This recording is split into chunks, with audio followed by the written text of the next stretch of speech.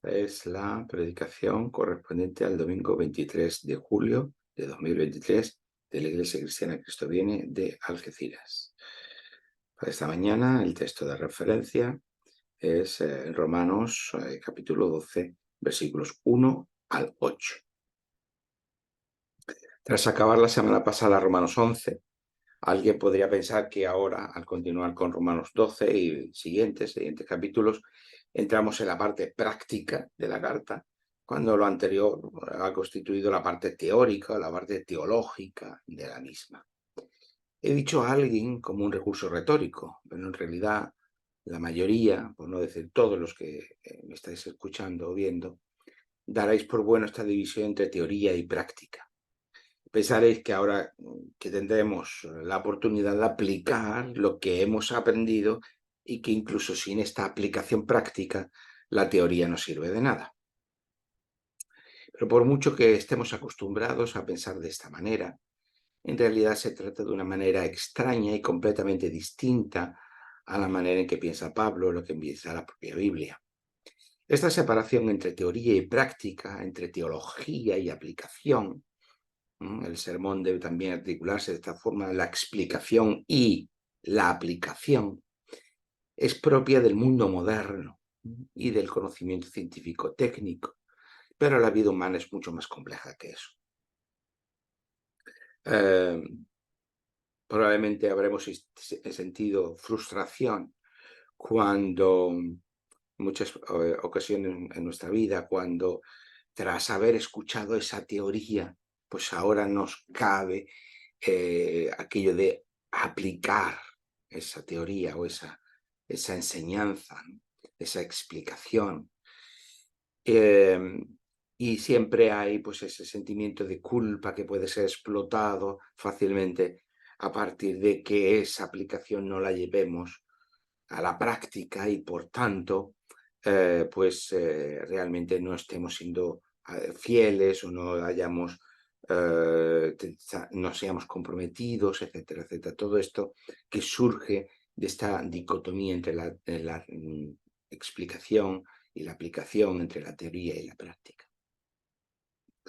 Pero, como digo, los seres humanos funcionamos de una forma mucho más compleja que esto.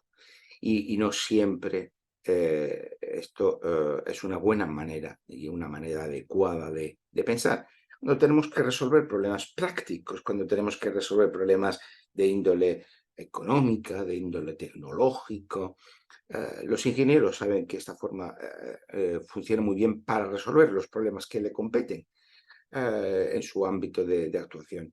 Pero lo que es la vida diaria, la vida en la que todos nos movemos a base de problemas relacionales, de circunstancias complejas que enfrentamos en nuestro día a día, esa es una manera equivocada de pensar, por lo menos una manera que no es eficaz. Em, ¿Por qué critico esta manera de pensar?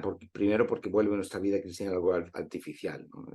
Vemos que esa separación entre la enseñanza y la aplicación que después de nosotros por nuestros medios tenemos que llevar a cabo, se vuelve la vida cristiana algo artificial, algo eh, incluso, ¿cómo diríamos?, demasiado rígido, como si pudiera ser manipulada por nuestros propios medios, nuestra propia voluntad. Y esta manera de pensar también distorsiona lo que dice la Biblia.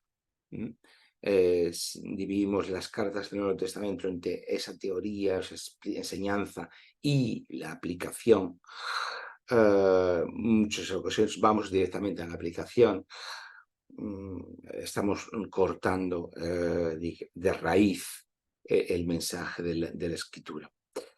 Como pastor teólogo, sin distinguir una cosa de la otra, sin separar una cosa de la otra, explicar eso llevaría más tiempo, pero como pastor teólogo, alguien que entiende que la pastoración no está alejada de la teología, que la academia no debe estar alejada de la iglesia.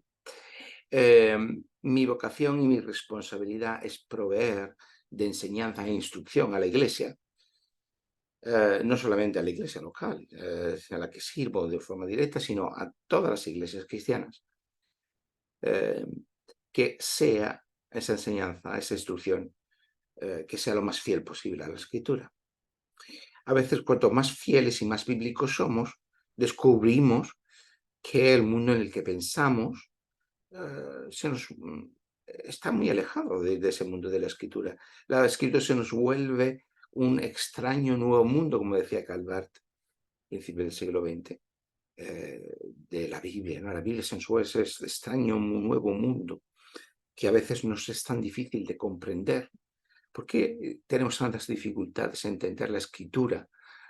Por esto, porque la Biblia se nos vuelve un mundo extraño cuando queremos despojarnos de nuestra propia cultura, de nuestros propios prejuicios, de nuestra propia forma de entender el mundo, para atender lo que nos dice la Biblia y descubrimos, bueno, es que este mundo no es el mío.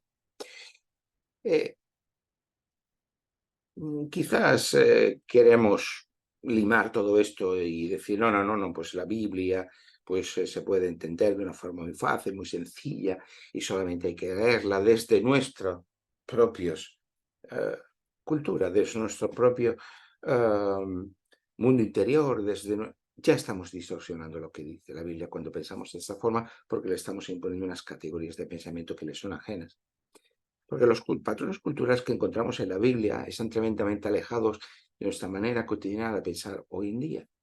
Y eso exige un esfuerzo de nosotros. Esta manía de que todo tiene que ser sencillo, práctico y fácil, no viene de la Biblia, viene de nuestra propia cultura, desde ese mundo regido por la economía en el que vivimos, en el que todo tiene que ser accesible, fácil, cómodo, para que sea consumible y ese consumo sea fácil. Consumo no requiere grandes esfuerzos, el consumo quiere que sea todo fácil, cómodo, práctico, accesible. Y con esos criterios que nos moderan desde la economía, vamos a la escritura y queremos que la Biblia sea así. Pero la Biblia, como cualquier otra cosa importante en nuestra vida, no rige esos criterios. Todos queremos que nuestra paternidad sea fácil, cómoda, accesible, y solamente hay que tener un niño para darse cuenta de que no es así. Y eso no significa que no vuelve la paternidad o maternidad, me da igual, no vuelve, no la vuelve más sencilla de por sí.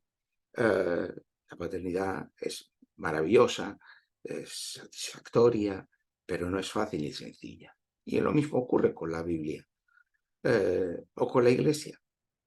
Siempre exige un esfuerzo de nosotros, exige que pensemos en unas categorías que no son las nuestras, pero eso es bueno, porque nos ayuda a no hacer de la Biblia un mero reflejo de nosotros mismos. Uno de los grandes peligros cuando abrimos la escritura es que no que nosotros eh, mm, eh, nos convirtamos en un reflejo de la escritura, sino lo contrario, que la escritura sea un reflejo de nosotros mismos, de nuestros problemas, de nuestras inquietudes, de nuestras dificultades, de nuestra falta de horizontes, de nuestras limitaciones, de todo eso.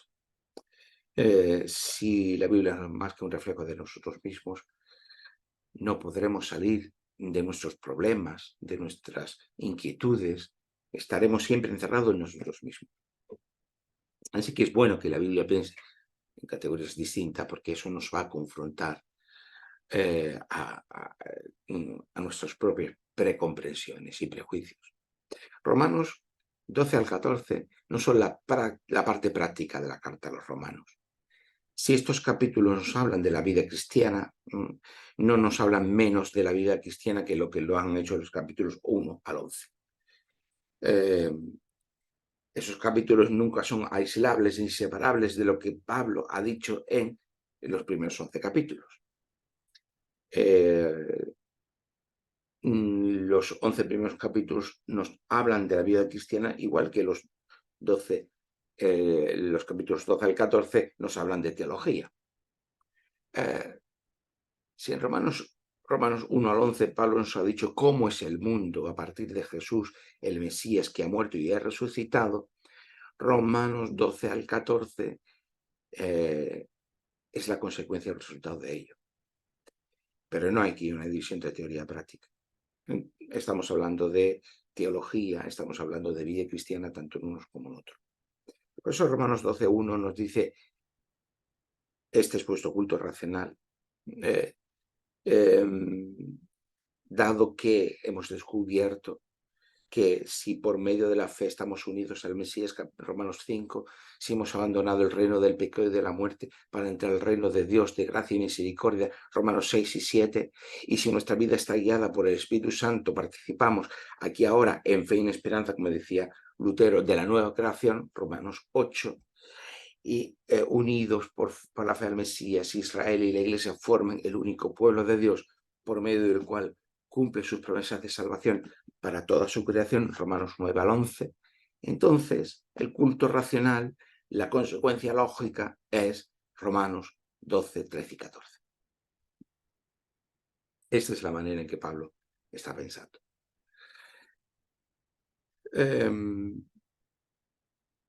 Y en la que nos ha explicado cómo realmente es el mundo a partir del Mesías, no a partir de nuestra cultura, no a partir del Estado-nación, no a partir del capitalismo, no a partir de la globalización, sino a partir del Mesías.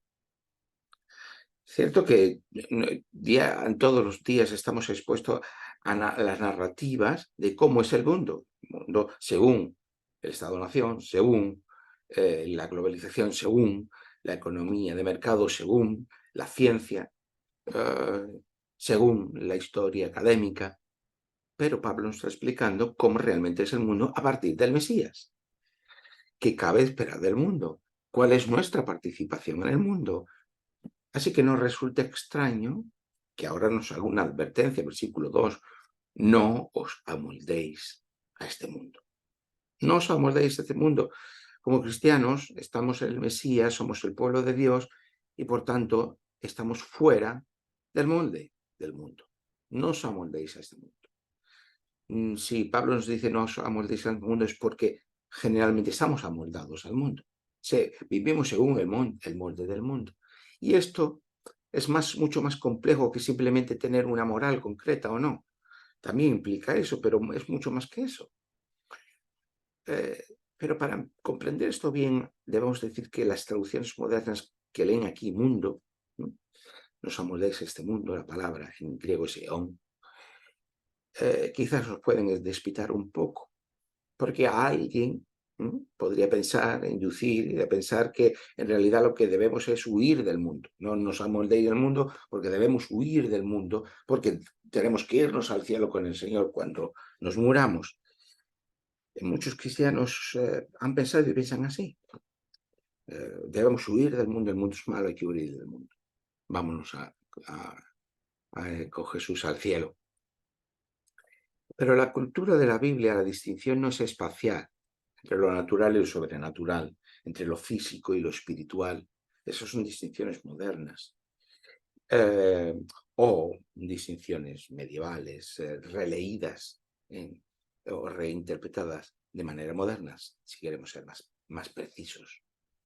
En realidad, la distinción fundamental que tenemos en la Biblia respecto a la escatología es temporal, entre la era presente y la era por venir, entre el mundo presente y el mundo por venir. La expectativa fundamental de la Biblia no es el fin del mundo. El Apocalipsis habla del fin del mundo. No, el Apocalipsis no habla del fin del mundo. La Biblia no habla del fin del mundo. Allí cuando nos estén transmitiendo un mensaje sobre el fin del mundo, podremos asegurar que ese no es un mensaje bíblico y que ese no es un mensaje acorde con la esperanza cristiana definida según la Biblia, sino que la expectativa que tenemos respecto del futuro es el paso de la era o del mundo presente a la era o el mundo por venir. La creación, en su estado presente, nuevos cielos y nueva tierra, una nueva creación. En el tiempo futuro no hay un fin del mundo, sino una transformación del mundo. Por eso cuando Lutero de forma hipotética plantea que si mañana fuera el fin del mundo, entre comillas, ¿qué haría hoy? O esta otra pregunta que a veces se formula, si mañana te fueras a morir, ¿qué harías hoy? Lutero lo tiene claro. Hoy plantaría un manzano. No es que como todo se va a acabar o como yo me voy a morir, entonces vamos a consumir estas últimas horas de la forma más placentera posible. No, hoy plantaría un manzano, plantaría un árbol. ¿Por qué? Porque sé que en el mundo por venir Dios va a planificar todo lo bueno, lo bello, lo verdadero, lo valioso que en Cristo, en el Mesías, hagamos hoy. Así que no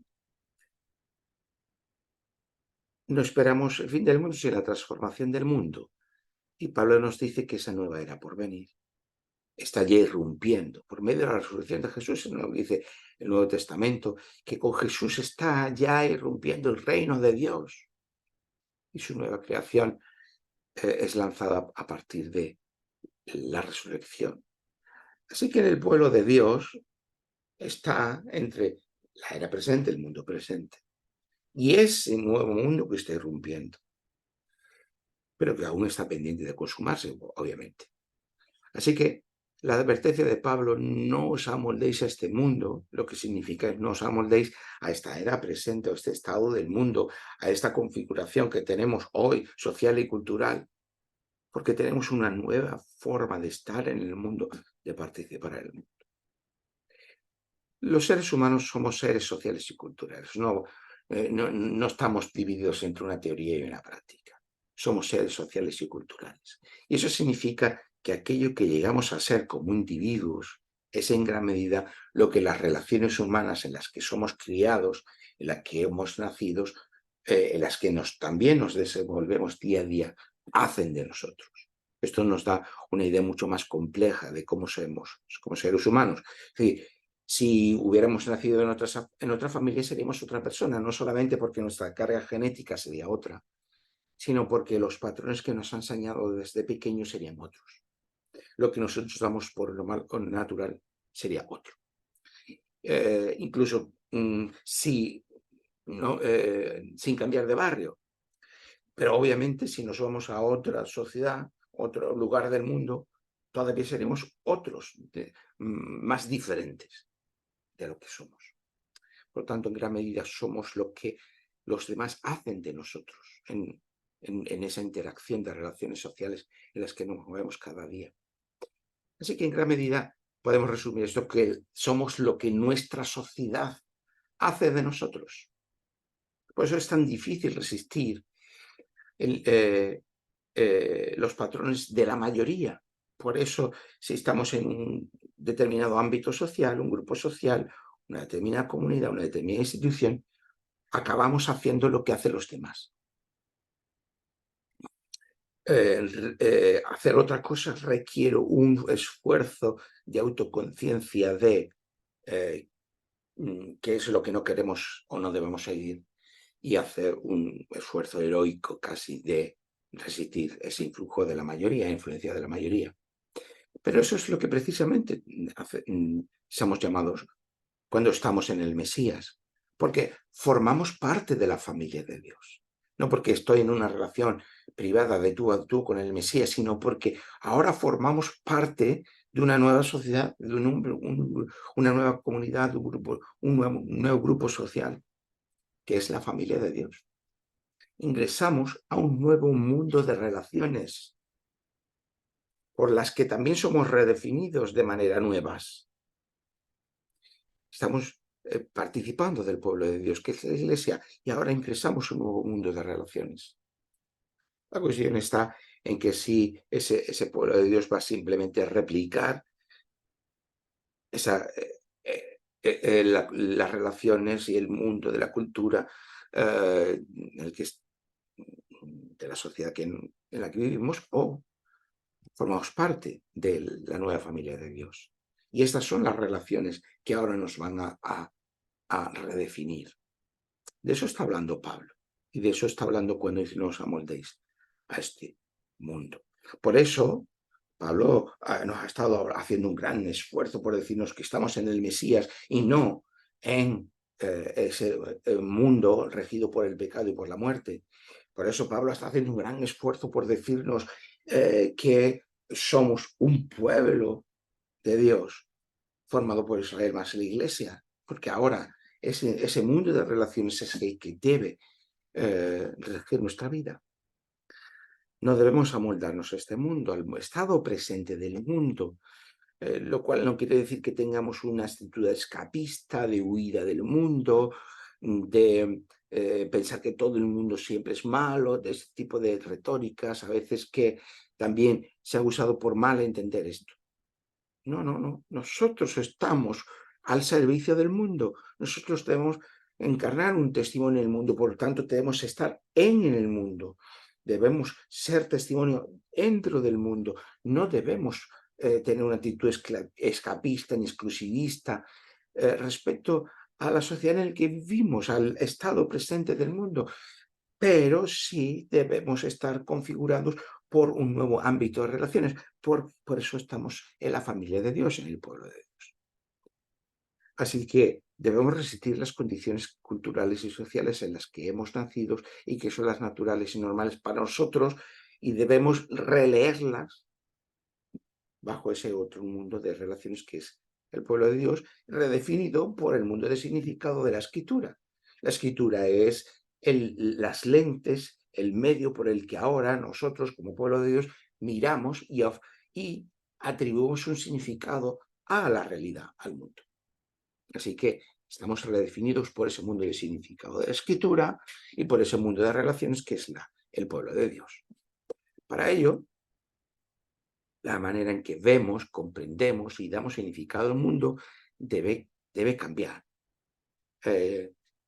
Ya no es la narrativa del Estado-nación, a través de sus instituciones públicas, el que debe imperar, a través de la política, que debe configurarnos. Ya no es la narrativa de la economía, sea cual sea la organización económica que adopte.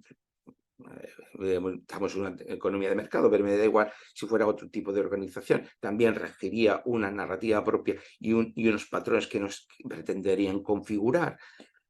Pues no es esta narrativa del libre mercado,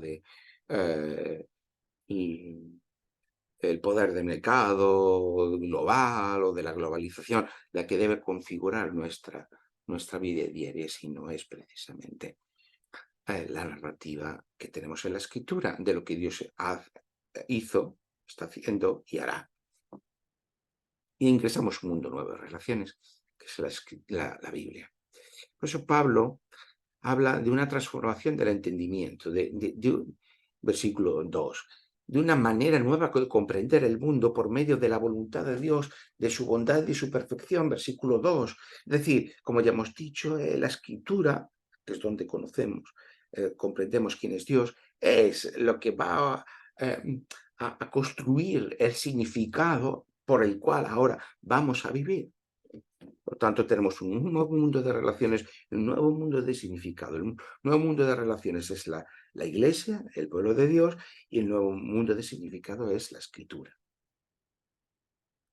Y a través de ellos vemos el mundo.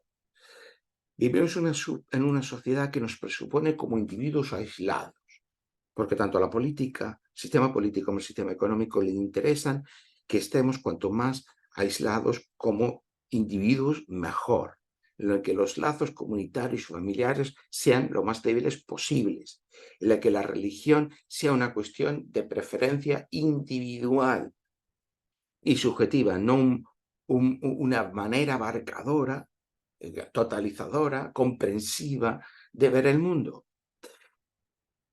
Además, que sea esa cuestión de preferencia individual y subjetiva, tal y como nos marcan las leyes del mercado, que nada tiene que decir en el espacio público, en el que manda la política o manda la economía, pues sus respectivas narrativas, sus respectivas patrones de pensamiento y de comportamiento, ya sea por medio de las instituciones del Estado-Nación, las instituciones seculares del Estado-Nación, o de las instituciones supranacionales, como las grandes compañías, las grandes tecnológicas, las grandes compañías de los distintos ámbitos, como los bancos, etcétera, que rigen o que dominan o que pretenden dominar con la tecnología nuestra vida diaria.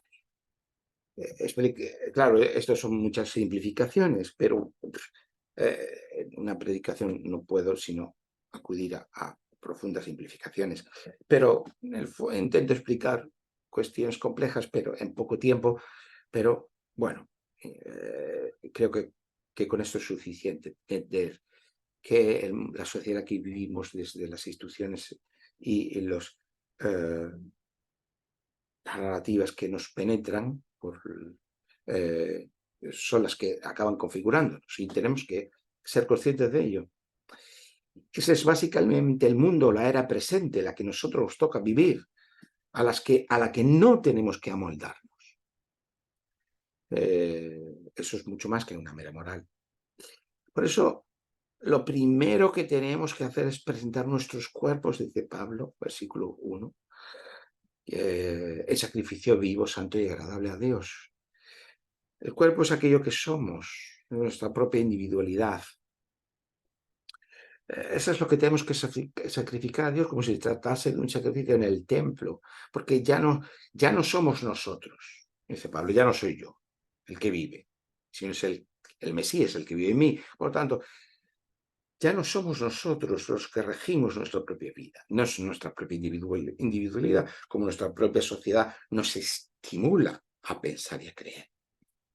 Tú eres el dueño de tu vida, tú no tienes que dejarte de condicionar por los demás, persigue tus sueños, lo importante es tu desarrollo, tu bienestar, si hay una persona tóxica a tu lado, recházala, etcétera, etcétera. Todas las ideologías de la autoayuda actual se basan en una construcción individualista, egoísta, privada. Y eso es lo que dice Pablo, tenemos que sacrificar a Dios en primer lugar, pues si tratase de un sacrificio en el templo, porque ahora estamos en el Mesías. El estar en el Mesías no es una cuestión de relación individualista con Jesús, como tantas veces se enseña en las iglesias evangélicas, porque eso es una adaptación claudicar a ese individualismo de nuestra cultura, sino de participación y de pertenencia al pueblo de Dios. Estamos en el Mesías y nos constituimos como dice, vamos a ver ahora a continuación, el cuerpo de Cristo. Lo importante es que formamos parte de una nueva familia ahora. La nueva vida cristiana comporta un estar en el mundo de manera diferente. No es desde una visión puramente individualista, competitiva y egoísta, que es a lo que estamos estimulados cada día. Decimos, la conversación cotidiana es que todo el mundo va a lo suyo. En cualquier ámbito vas conduciendo, todo el mundo va a lo suyo. En el supermercado, todo el mundo va a lo suyo. En la piscina, todo el mundo va a lo suyo. En cualquier ámbito, todo el mundo va con una... O al menos estamos estimulados. No quiere decir que todo el mundo lo hagamos, pero estamos estimulados para pensar de manera individualista, competitiva y egoísta. Nuestra cultura actual nos quiere configurar de esta forma porque es lo que necesita para que funcione el sistema político y económico actual. Pero ya no estamos regidos o no debemos estar regidos por estos patrones. Debemos ser conscientes de eso. Estamos siendo regidos de esa forma, configurados de esa forma, para comprender que como cristianos estamos dentro de un mundo de relaciones nuevas. Por un lado tenemos el mundo de relaciones de la Trinidad, al que estamos incorporados, lo hemos explicado en otras ocasiones. Pero también el mundo de relaciones del pueblo de Dios. Porque en ese ámbito de relaciones nuevas, nuestras vidas son transformadas. Claro, en la medida en que el pueblo de Dios nos replique el mundo presente, como dice Pablo. No os amoldéis a este mundo. Si replicamos el estado presente del mundo, pues entonces no podemos ser transformador, no podemos ser no podemos constituirnos como un mundo de relaciones transformadora. Por lo tanto, no podemos replicar el estado presente del mundo. Así que lo siguiente que Pablo nos dice es, versículo 3, nadie debe tener más alto concepto de sí del que debe tener y que piense de sí con modestia. Hombre, no hay nada más antiindividualista que dejar de que nosotros seamos el centro. Pero también Pablo, esto es tan importante que lo repite en el versículo 10 de ese capítulo 12, estimando como superiores a los demás, y el versículo 16, no seáis altivos, sino identificaos con los humildes, no os creáis más sabios que los demás. Eso es importante para Pablo, lo repite 3 veces en este capítulo. Es fácil concebir el pueblo de Dios como reflejo de las relaciones del poder del mundo, de ese reflejo del estado del mundo que decía yo antes. Si la Iglesia no es más que la suma de individuos, entonces cada uno de esos individuos querrá hacer valer su opinión, su influencia o sus intereses. Y cuando hacemos esto y ocurre esto, solamente estamos replicando el estado presente del mundo. Así que Pablo nos llama ¿a qué? A la humildad, a no ser orgullosos, a no ser soberbios. ¿Cómo podemos serlo si el pueblo de Dios, la cabeza, es el Mesías? Esa es la mejor negación de cualquier relación de poder. Para enfatizar esta unidad del pueblo de Dios, sin desigualdades, pero respetando la diversidad, lo contrario de la diversidad, la uniformidad, no es convertirnos en individuos. Precisamente, los individuos aislados, lo que nos lleva es precisamente no a la diversidad, sino a la uniformidad.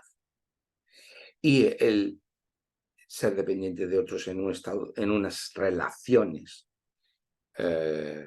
creativas, positivas, amorosas, produce paradójicamente una diversidad. Esto lo vemos a continuación en la metáfora que Pablo usa.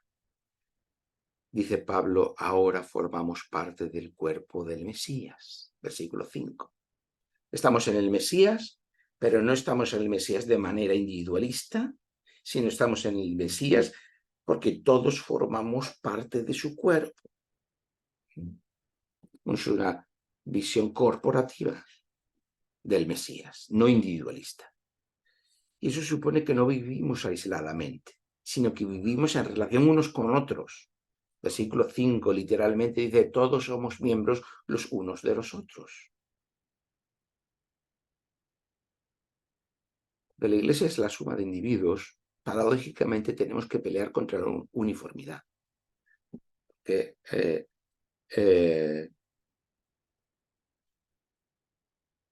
La unidad solamente puede hacerse por la fuerza. Si somos individuos aislados, la unidad solo puede conseguirse por la fuerza. Y la única, entonces, unidad que conocemos es la uniformidad. Todos somos iguales. Por lo tanto, todos cumplimos con el mismo molde. Pero esto es porque nos concebimos como individuos. Por lo tanto, la unidad solo puede basarse en la fuerza. Pero cuando formamos parte, no solamente formamos parte, sino que somos el cuerpo del Mesías, entonces ya no somos individuos. Por lo tanto, la unidad está de nuestra vinculación por medio de la fe, por gracia, con el Mesías. Y por tanto, paradójicamente se respeta nuestra diversidad, la diversidad que conformamos como cuerpo. Ya no necesitamos ser todos iguales porque la unidad no está impuesta por la uniformidad de la fuerza, sino por nuestra vinculación con el Mesías. Y por lo tanto, ahora somos diversos. Somos miembros distintos de un mismo cuerpo que cumplimos funciones diversas, versículo 4. No todos somos iguales porque hemos recibido por el medio de la gracia de Dios dones diferentes. Ya no necesitamos autodefinirnos frente al otro que es un individuo como yo, sino que ahora, estando unidos todos, formamos todos un cuerpo, siendo el Mesías la cabeza, los demás somos miembros, con cada uno dones y capacidades diferentes. De cierto modo, somos personas por medio de la gracia. Es decir, nuestra condición individual, que no individualista, se percibe como un don. Del hecho de formar parte de un cuerpo, más allá de uno mismo, en el que nosotros tenemos nuestro lugar. Por lo tanto, lo individual se convierte, no individualista, pero sí individual, se convierte en gracia. Así, Pablo menciona algunos de estos dones. No es una lista exclusiva, en otras partes del Nuevo Testamento tenemos otras listas, pero es a modo ilustrativo. Tenemos el don de profecía. Claro, esto es un poco extraño, ¿no? Y ahora dice, bueno, ¿qué significa esto? No es el equivalente a conocer mensajes esotéricos o a prever lo que va a ocurrir en el mundo, ¿no? Los adivinos del futuro. No tiene nada que ver con esto. Sino el profeta es aquel, la Biblia, el profeta es aquel que tiene la capacidad de discernir el mensaje de Dios. Que está en concordancia con la escritura, con lo previo de la escritura, también la realidad social. El profeta está hablando siempre de lo que está ocurriendo en su mundo, en el mundo de relaciones que le toca vivir, en la sociedad que le toca vivir. Y es capaz de discernir el mensaje de Dios y hacerlo dentro del mundo en el que le corresponde vivir. Ese es el profeta. El profeta bíblico, claro. El profeta es, en definitiva, aquel que interpreta el mundo acorde con la voluntad y el propósito de Dios. Versículo 6. Eso debería ser la función de la teología, bien entendida. Antes decía, defiendo el modelo de pastor teólogo. Es decir, que la teología no puede huir de la iglesia y que la iglesia no puede huir de la academia. No tiene que haber una separación entre la teología y la pastoración. Así que no es baladí que Pablo empiece con el profeta, con el don de profecía. Hoy tenemos la escritura, el canon cerrado, pues esta sea la función del teólogo, de la teología, bien entendida. También están aquellos que son especialmente capacitados para el don de servicio. Bueno, quizás en muchas ocasiones el servicio se estima como de segundo orden, de menor valor, porque se asocia a una ocupación de poco prestigio. Bueno, también lo era la sociedad de Pablo y la sociedad de Jesús. Los que servían eran los esclavos. A Jesús lava los pies como un esclavo. Jesús muere en una cruz como un esclavo. Pablo dice que es esclavo del Mesías. La esclavitud no es una retórica en esta sociedad, es una realidad muy presente para millones de personas. El romano de la élite no quiere los trabajos humildes, porque son los de los esclavos, no se puede manchar las manos. Es que el servicio no es algo que debe honor en esta sociedad, que dé prestigio, diríamos hoy. Sin embargo, el servicio es algo que distingue al discípulo de Jesús entre vosotros, entre los reyes, los príncipes, dice Jesús, los discípulos, los que están en eminencia se enseñorean sobre los demás. No será así en el reino de Dios, no será entre vosotros así. El mayor será el menor será mayor. Así que, versículo 7, Pablo enfatiza la importancia del servicio. Por tanto, servir siempre es algo de poco prestigio, pero es algo muy importante dentro del pueblo de Dios. Incluso la palabra ministro tiene que ver con servir a otros. También están aquellos que están especialmente capacitados para la enseñanza. Han sido llamados para la enseñanza. Enseñar parece algo muy fácil. Pues aquí, dar cada semana una predicación.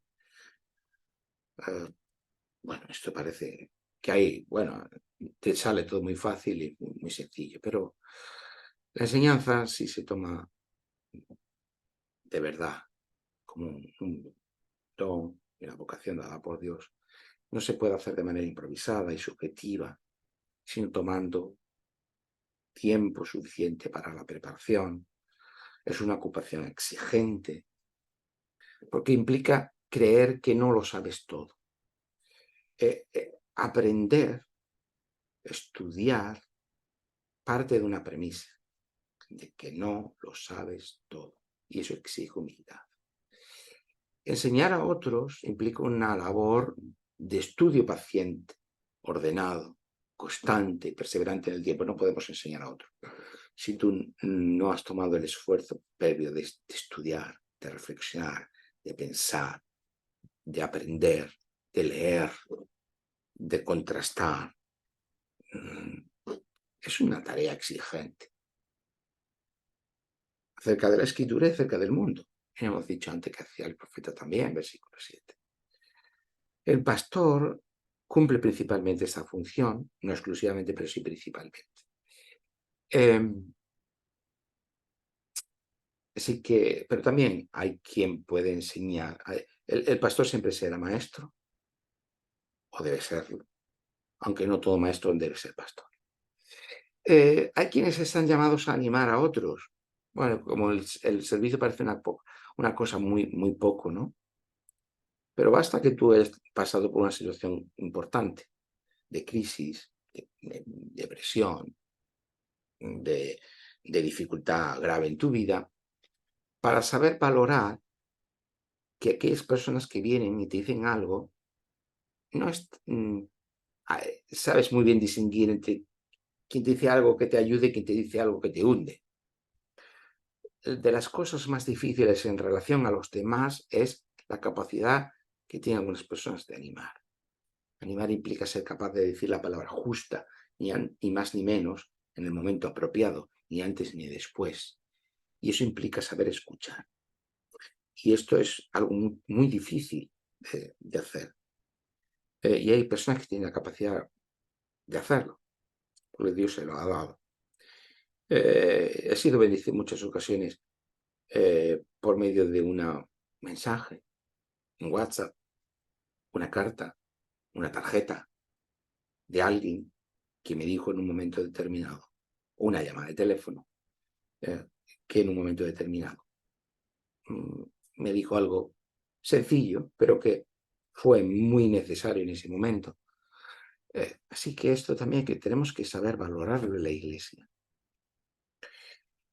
Como la generosidad. Generosidad es un don que implica ser receptivo a la necesidad de los otros. No solamente es tener dinero o tener cosas y darlas, sino es ser receptivo a la necesidad de los otros, a saber gestionar adecuadamente lo que uno tiene, a poner las prioridades en los demás, a relacionarnos con los demás con los brazos abiertos. La persona tacaña es siempre alguien seguro y que tiende al aislamiento. El generoso es lo contrario. Pero no es seguro en sí mismo, sino seguro en el Señor. Y por lo tanto está ahí abierto a los demás, a ese mundo de relaciones que es el pueblo de Dios. También están aquellos que hoy llamaríamos líderes, pero esta palabra hoy está muy deformada. En el contexto de Pablo, las iglesias se reunían en casas y había casas lo suficientemente grandes que implicaban no solamente lo que nosotros llamamos por hogar, sino por un mundo de relaciones mucho más amplio, que digamos formaba, digamos, el mundo de la empresa, el mundo de la casa, la familia estaban unidas y había casas suficientemente grandes como para que pudiera albergar un grupo de personas suficientemente amplio en el culto, aunque había casas también muy pequeñas de 2 o 3 personas, en el que cabían 2 o 3 personas, como vemos en el Evangelio, ¿no? Que también formaban iglesia. Por lo tanto, las iglesias se reunían en casas. Cuando la casa era suficientemente grande, el dueño de la casa era quien gestionaba esa casa. El término economía es una palabra griega que significa administración de la casa. De la casa, de las tierras, de la producción, de los esclavos, etcétera. Este era el concepto de casa familiar que los cristianos van a redefinir por completo. Pues había quienes presidían esas casas. Esto es lo que Pablo está hablando, que gestiona, que administra. También estas personas son necesarias en el pueblo de Dios. No se puede vivir simplemente de idealizaciones, de subjetividades, de experiencias. Allí donde un amplio un núcleo de relaciones, un mundo de relaciones, como seres humanos necesitan tener un orden y por tanto una institucionalidad. Y eso es lo que ocurre. Y necesitan personas que sean capaces de liderar y gestionar esto. Y por último están aquellos que son llamados a mostrar compasión y bondad a otros. Bueno, y eso deben hacerlo con alegría, cosa que tampoco es fácil. Desgraciadamente en la Iglesia están los misericordes, que no dejan pasar una, cuya palabra de juicio nunca encuentra algo bueno de qué decir. Así que gloria a Dios por aquello que son capaces de alegrar con una palabra, con un gesto al hermano, que es un bálsamo para la vida de la Iglesia. Todos somos recibidos sin acepción de personas en el cuerpo del Mesías. Y todos tenemos una función que cumplir. No debemos distinguir entre grandes o pequeñas las funciones o las tareas. No debemos entre prestigiosas, honrosas y humildes o menores. No, todas son importantes. Tampoco todas son las tiene que cumplir el pastor. Y los demás son meros receptores. No, tampoco, esto tampoco es correcto. Todos tenemos funciones que cumplir.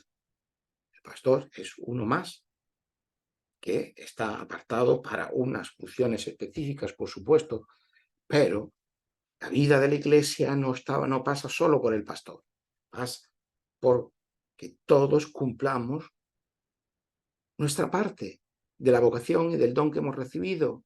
Alegrar, ser generosos, ser bondadosos, ser hospitalarios, ser receptivos a los demás, a las necesidades de los demás, dar esa palabra de cariño, de ánimo, servir a otros, servir las necesidades, gestionar, administrar, enseñar, todo lo que hemos estado viendo. Saber interpretar el mundo. No importa lo grande o lo pequeña que sea la tarea, no tenemos que fijarnos en eso. Incluso a veces lo que hacemos puede resumirse en un gesto, en una palabra, en una actitud. Solo eso. Pero eso es muy importante. Como pastor he visto alejarse a personas de la iglesia o que se estaban acercando a la iglesia y se han alejado por un gesto, por una palabra, por una actitud de alguien. No minusvaloremos las cosas por lo grande o lo pequeño que consideremos que sean, sino cómo contribuye a la edificación de la iglesia y cómo da testimonio de lo que Dios ha hecho, está haciendo y hará en el mundo. Todos somos bienvenidos a la iglesia y todos tenemos nuestro lugar y nuestra función dentro de ella. Hagámoslo con dedicación y con alegría. Que así sea. Amén.